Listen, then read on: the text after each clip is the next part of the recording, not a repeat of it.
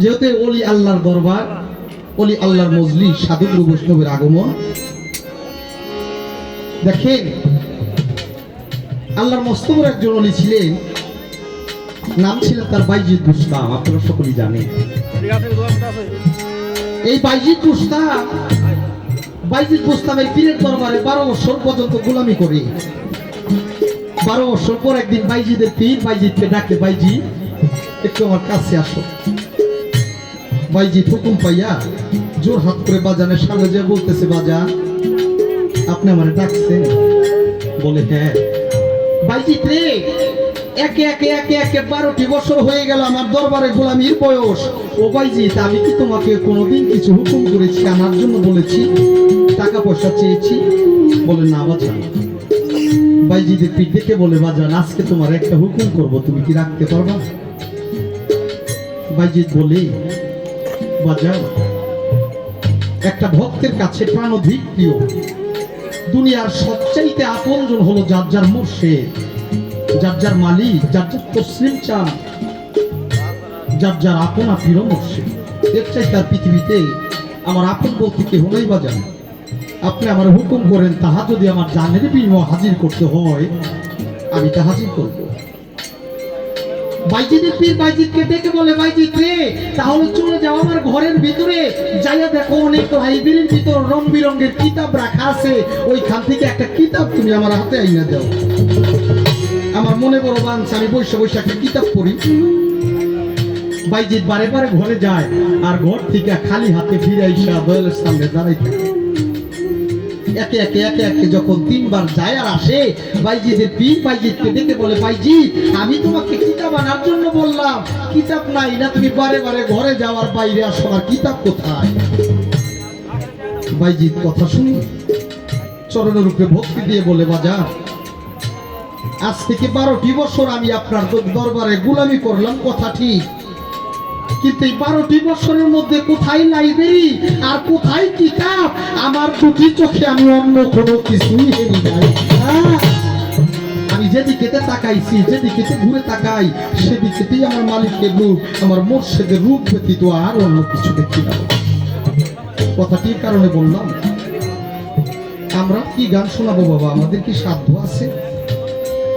তবে যার যার মালিক যদি দয়া করে, বাবা ফকির কালুসা বলেছে, নিরিখ বান ধরে 2 নয়নে ভুইল না মন, তাহারে ওই নাম ভুল করিলেই যাবি রে মারা, পড়বি রে বিষম। আমার বিশ্বাস, যার যার মুর্শিদের সুরত নিয়ে যদি মানুষ বসা থাকে, অবশ্যই অবশ্যই বাউল যা বলে ওই কথাটাই তার কাছে মধুর মতো লাগবে। তাই সেখান থেকে আমার তসলিম চাঁদকে স্মরণ করে, আমার মজলিস বাবাকে স্মরণ করে একটি কালাম আমি রাখি। আরে বাজার তুমি ছাড়া এই ভক্তের শূন্য ভুবন, ভয় লাগে এই অন্তরে, যার যার দয়াল ছাড়া ভক্তের এই শূন্য বাসর, ভয় লাগে এই অন্তরে। আজকে দাসী কইরা রাইখো দরবারে,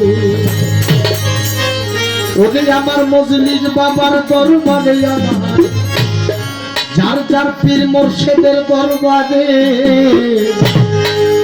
গোলাম কইরা রাইখো দাসে।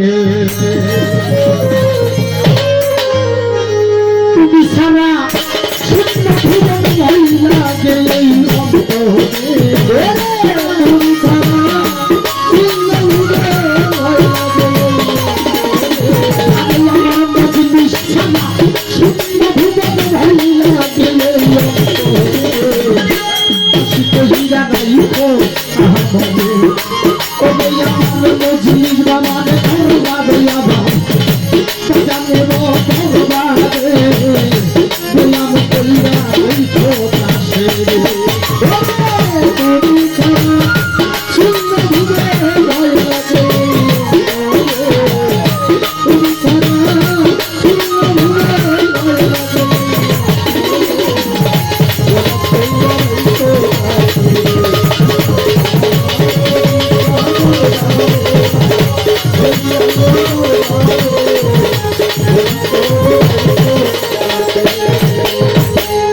মজলিস বাধাই আমি কি দিব লোলা তোমারি ওরে বাজানি তোমার মতো আমার ভাই আমার ভাই আমি এই জগৎ ভেদি রে বাজি ছেলে এই দিব লোলা তোমারি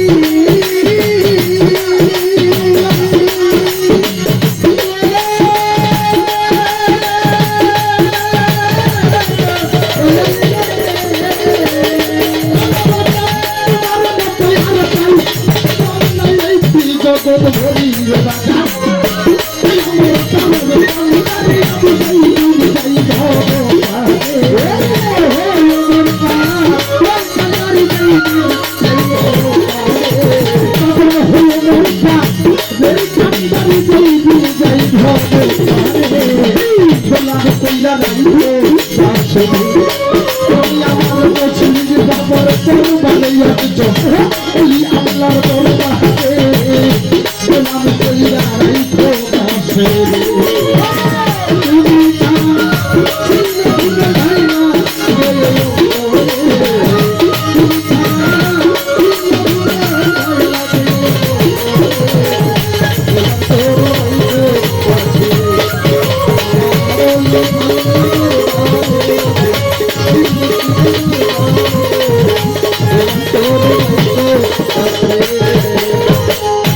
ওরে বাজান আমরা হাল ধরিয়াছি পালুরাইয়া না তুমি কার ভাই ভক্ত কি আর করে তুমি চারু ভাবে ধরিয়া হাল ধরিয়াছি বুঝলি সাহারা